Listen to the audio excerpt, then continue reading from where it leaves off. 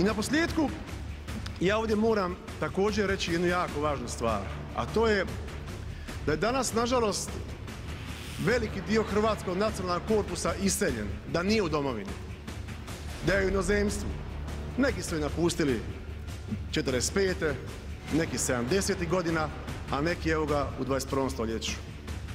Vi koji ste vani otišli zato što vam ovdje nije bilo dobro, a ne vašom krivicom, nego krivicom ljudi koji su upravljali vašom državom, našom državom. Izađite na izbore. Do 15. svibnja svi se možete registrirati, možete i elektronskom poštom.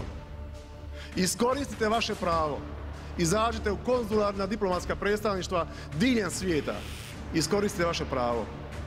Dakle, u urede državne uprave ili u konzularna diplomatska predstavništva bilo gdje u svijetu, izađite i glasujte.